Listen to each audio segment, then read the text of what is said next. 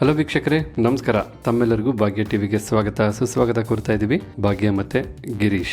ಸ್ನೇಹಿತರೆ, ಇವತ್ತು ಈ ಒಂದು ವಿಡಿಯೋ ಮೂಲಕ ಬಹಳ ಸೊಗಸಾದಂಥ ತೀರ್ಥ ಪ್ರಸಾದನ ಯಾವ ರೀತಿ ಮಾಡೋದು ಅಂತ ತಿಳಿಸ್ಕೊಡ್ತಾ ಇದ್ದೀವಿ. ಜನರಲ್ ಆಗಿ ಮನೆಗಳಲ್ಲಿ ಪೂಜೆ ಪುನಸ್ಕಾರದ ಕಾರ್ಯಕ್ರಮ ಇದ್ದಾಗ ಅಥವಾ ಹಬ್ಬ ಹರಿದಿನಗಳಲ್ಲಿ ತುಳಸಿ ನೀರಿನ ತೀರ್ಥ ಹಾಗೆ ಎಳನೀರನ್ನು ಸಹ ತೀರ್ಥವಾಗಿ ಕೊಡೋದು ವಾಡಿಕೆ.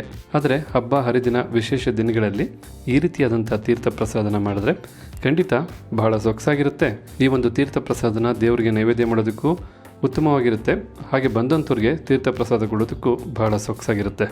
ಈ ರೀತಿಯಾದಂಥ ಪ್ರಸಾದನ ಅಭಿಷೇಕ ಪ್ರಸಾದ ಅಂತಲೂ ಕರೀತಾರೆ. ನೀವು ತೊಗೊಂಡಿರ್ತಕ್ಕಂಥ ಎಲ್ಲ ಪದಾರ್ಥಗಳನ್ನು ದೇವರಿಗೆ ಅಭಿಷೇಕ ಮಾಡಿ ನಂತರ ಪ್ರಸಾದ ಮಾಡೋದಕ್ಕೆ ಅಭಿಷೇಕ ಪ್ರಸಾದ ಅಂತಾರೆ. ನೀವು ಅಭಿಷೇಕ ಮಾಡದೆ ಹಾಗೆ ತಯಾರಿಸ್ತಾರೆ, ಇದನ್ನು ತೀರ್ಥ ಪ್ರಸಾದ ಅಂತೇಳಿ ಕರೀತಾರೆ. ಈ ರೀತಿಯಾದಂಥ ತೀರ್ಥ ಪ್ರಸಾದ ಅಮೃತದಷ್ಟೇ ರುಚಿಯಾಗಿರುತ್ತೆ. ತೀರ್ಥ ಪ್ರಸಾದ ಮಾಡೋದಕ್ಕೆ ಮುಖ್ಯವಾಗಿ ನಾವಿಲ್ಲಿ 1 ಕಪ್ನ ಅಳತೆಯ ಹಾಲನ್ನು ತೊಗೊಂಡಿದ್ದೀವಿ. ಇದು ಯಾವುದೇ ರೀತಿ ಕಾಯಿಸಿದ ಹಾಲಲ್ಲ, ಹಸಿ ಹಾಲನ್ನು ತೊಗೊಂಡಿದ್ದೀವಿ.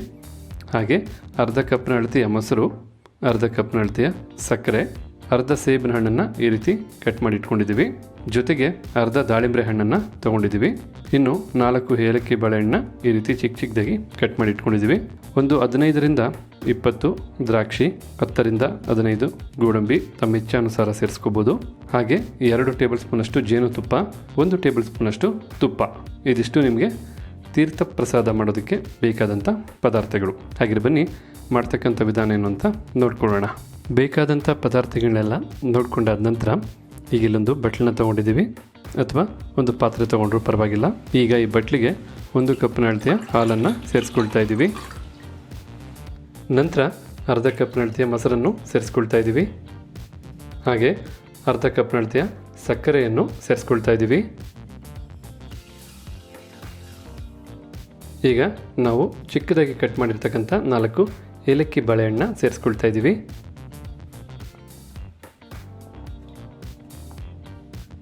ಅರ್ಧ ಆಪಲ್ನ ಈ ರೀತಿ ಚಿಕ್ಕದಾಗಿ ಕಟ್ ಮಾಡಿ ಸೇರಿಸ್ಕೊಳ್ತಾ ಇದ್ದೀವಿ. ಹಾಗೆ ಬಹಳ ಸೊಗಸಾದ ಅಷ್ಟೇ ಸಿಹಿಯಾದಂಥ ಅರ್ಧ ದಾಳಿಂಬೆ ಹಣ್ಣನ್ನು ಸೇರಿಸ್ಕೊಳ್ತಾ ಇದ್ದೀವಿ.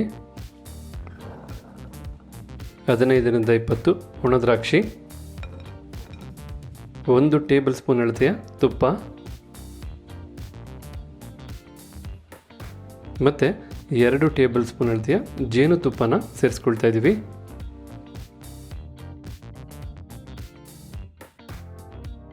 ಈಗ ಇಲ್ಲಿ ನೋಡ್ತಾ ಇದ್ರಲ್ಲ, ನಾವು ತೊಗೊಂಡಂಥ ಎಲ್ಲ ಪದಾರ್ಥನೂ ಈ ರೀತಿಯಾದಂಥ ಬಟ್ಲಿಗೆ ಸೇರಿಸಾಯಿತು.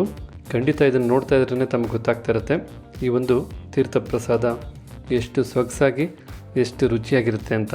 ಈ ರೀತಿ ಎಲ್ಲ ಪದಾರ್ಥಗಳನ್ನು ಬಟ್ಲಿಗೆ ಸೇರಿಸಾದ ನಂತರ ಈಗ ನಾವು ಚೆನ್ನಾಗಿ ಬೆರೆಸ್ಕೋಬೇಕಾಗುತ್ತೆ.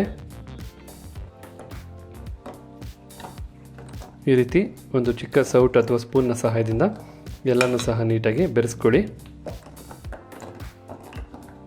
ನಾವಿಲ್ಲಿ ವಿಡಿಯೋಗೋಸ್ಕರ ಸ್ವಲ್ಪ ಹಣ್ಣನ್ನು ದೊಡ್ಡದಾಗಿ ಕಟ್ ಮಾಡ್ಕೊಂಡಿದ್ದೀವಿ. ಆದರೆ ನೀವು ಮನೆಗಳಲ್ಲಿ ಈ ರೀತಿಯಾದಂಥ ತೀರ್ಥ ಪ್ರಸಾದನ ಮಾಡಬೇಕಾದ್ರೆ ಹಣ್ಣನ್ನು ಆದಷ್ಟು ಚಿಕ್ಕದಾಗಿ ಕಟ್ ಮಾಡ್ಕೊಳ್ಳಿ, ಆಗ ಬಹಳ ಚೆನ್ನಾಗಿರುತ್ತೆ.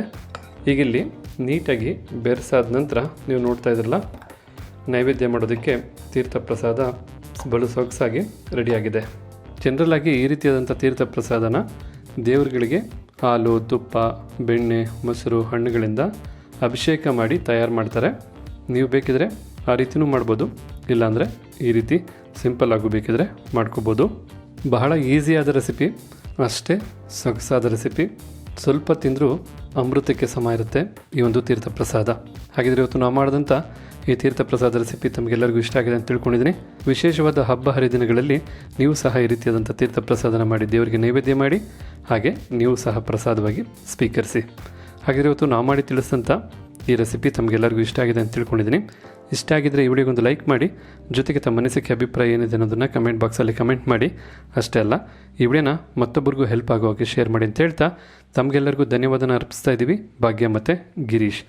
ಮತ್ತೆ ಹೊಸ ವಿಡಿಯೋದಲ್ಲಿ ಭೇಟಿಯಾಗೋಣ. ಅಲ್ಲಿವರೆಗೂ ನಮಸ್ಕಾರ ವೀಕ್ಷಕರೇ.